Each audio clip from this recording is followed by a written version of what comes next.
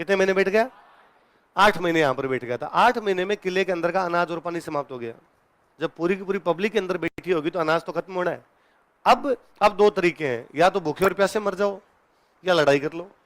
अब वो जो अंदर 7-8 हजार आदमी बैठे होते वो कहते भाई साहब भूखे प्यासे मरे, इससे अच्छा बाहर जाके लड़के मरेंगे।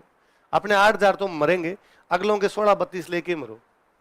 और जब व्यक्ति को ये पता होता है ना कि मैं पक्का मरूंगा, तो अगले की कोशिश होती है दुश्मन के अधिक से अधिक मार के मरूं। मैं कहता हूं आप यदि अकेले हो और 5 बंदे आपको मारने के लिए आ जाए और आपको पता है कि जान से मारेंगे, आपका पहला थॉट क्या आएगा कि इनके 2-3 आदमियों को बटके भर भर के मार दूं मैं। हथियार नहीं है, खा जाऊं, कच्चा खा जाऊं मैं इनको, पर ये याद रखे मैं तो मर गया पर 2-3 इनके सल्टा आगे गया था। हर आदमी ये चाहेगा। अब वो जो 8,000 लोग होते, 10,000 लोग होते, उनका प्रयास ये था कि बाहर जाके जितने मारे जाए उतने मारे जाए। पर वो ये जानते थे कि हम भले कितने भी मार देंगे तो भी दुश्मन पूरा तो मरेगा। आप 8,000 जाके 8,000 को मार सकते हो, 16 को मार सकते हो, 24 मार सकते हो, 32 मार सकते हो, फिर सामने वाले भी तो मारेंगे आपको। मान लो आपने 32 भी मार दिए तो भी अगला तो 1 लाख लाया था, उसके तो 68 पड़े हैं।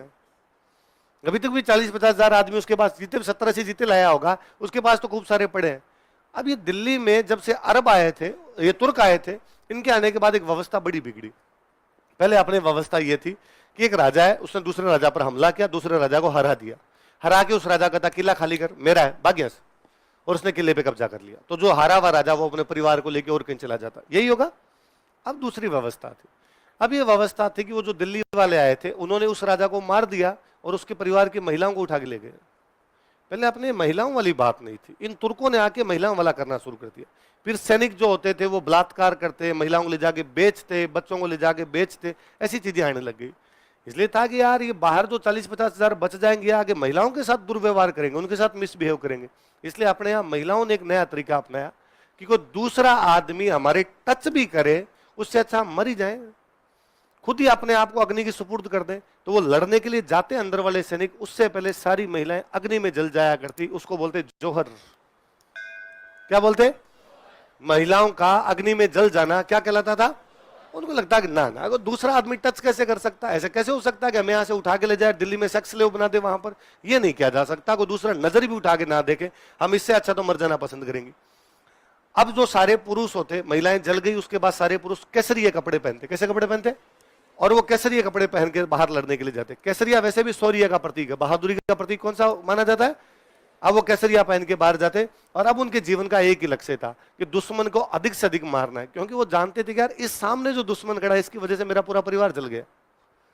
अब उसका था यार इनको मारूंगा मैं। इसलिए अपने ये जो केसरियों की लड़ाई हुई है, इनके रिजल्ट भयंकर है कि हमारे वाले को 8,000 मरे तो सामने वालों को 30 मार दिए, 35 मार दिए। मरने वो भी थे सारे के सारे।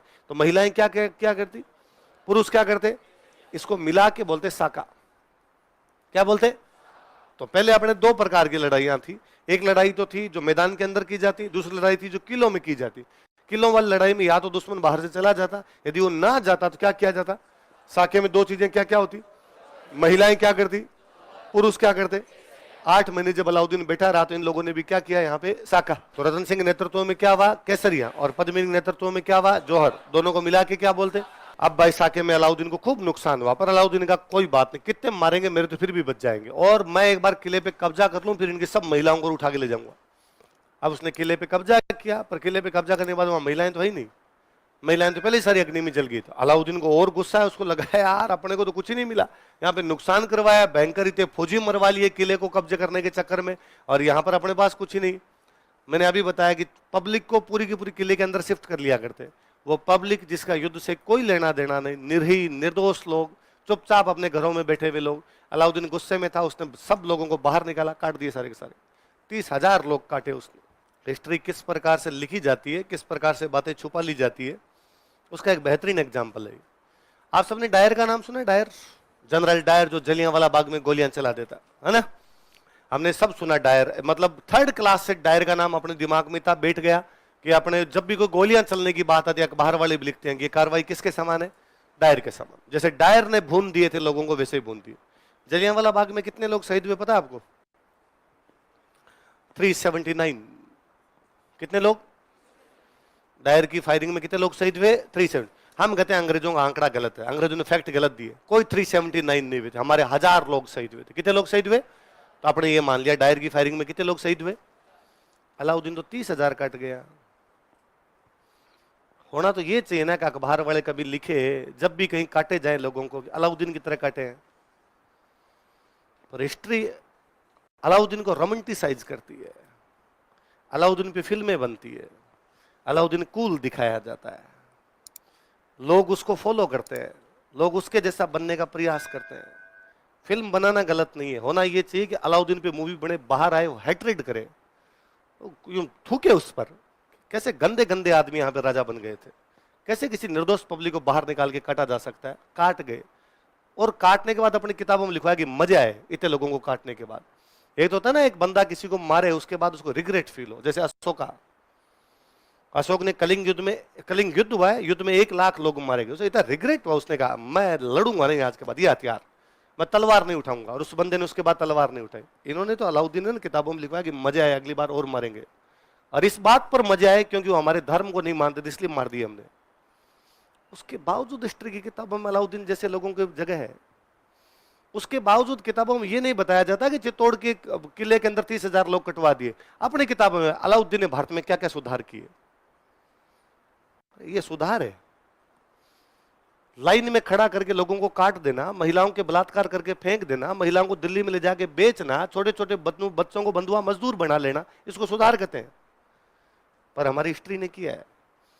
इसलिए टीवी की न्यूज में, अखबारों में बच्चे को, डायर ने बहुत बुरा काम किया, डायर को लानत पहुंचे जितनी पहुंचनी चाहिए उतनी, डायर को गालियां निकले, पर उससे 100 गुना अधिक गालियां इनको निकले, जिन्होंने सरेआम लोगों को खड़े करके भूनना है। और हम आगे पढ़ेंगे, डिट्टो सेम काम अकबर करके गया चित्तौड़ में, उसके बावजूद भी हिस्टोरियन ने नाम क्या कि महान कैसे लगा दिया। पब्लिक को मारना महानता है क्या? और यदि सुधार कर भी दिए तो भी ये लाइसेंस मिलता है क्या लोगों को खड़े करके लाइन में गोली मार दो? युद्ध में मरना और पब्लिक को मारना अलग अलग बात है। युद्ध, अशोका तो युद्ध में मारने के बाद ही बेचारा छोड़ गया था, पर युद्ध में फिर भी सेना मरती है, सेना का काम लड़ना है, मरना है। युद्ध में राजा जा रहा है, उसको पता है मरेंगे इसके अंदर, पब्लिक को थोड़ी पता था बेचारी को, घर में बैठी थी, जनता क्या ले रही थी, राजा के साथ लड़ाई है, लड़ो राजा से, राजा को मारो, राजा के सैनिकों को मारो, सब चीजें युद्धों के अंदर होती है, दोनों तरफ से होती थी, ये थोड़ी होता था। उसके बावजूद अपनी हिस्ट्री इनके इन रंगीन चीजों से भरी हुई है कि क्या क्या करवाया था, क्या क्या नहीं करवाया था। कई बार तो ये लगता है कि यार क्या लिखा आपने हिस्ट्री वालों ने। हिस्ट्री, इंडियन हिस्ट्री जब पढ़ते हो तो इंडियन हिस्ट्री कहते हैं और दिल्ली के सुल्तान ने क्या क्या किया, दिल्ली के सुल्तान इल्तुतमिश ने ये किया, दिल्ली के सुल्तान बलबन ने किया। अरे चित्तौड़ में डली मार खा के जाते, काहे दिल्ली के सुल्तान है यार, दिल्ली के आसपास चलती है उनकी, बताते ऐसे हैं जैसे पूरे भारत में राज किया था। जैतर सिंह इल्तुतमिश को रहता है, जैतर सिंह नासिरुद्दीन महमूद को रहता है, तेज सिंह बलबन को रहता है। यहां लिखा हुआ है बलबन, इल्तुतमिश और नासिरुद्दीन महमूद ने भारत पर राज किया। कौन से भारत पे? क्या दिल्ली के आसपास भारत है? दिल्ली पे राज किया, साफ साफ लिखो कि दिल्ली के आसपास के इलाके में। जैसे मेवाड़ वालों ने मेवाड़ के आसपास राज किया, जैसे मालवा वालों ने मालवा के आसपास राज किया, जैसे गुजरात वालों ने गुजरात के आसपास राज किया, इन्होंने दिल्ली के आसपास किया। अलाउद्दीन इनमें थोड़ा शक्तिशाली हुआ, कई जगह और कब्जे कर गया।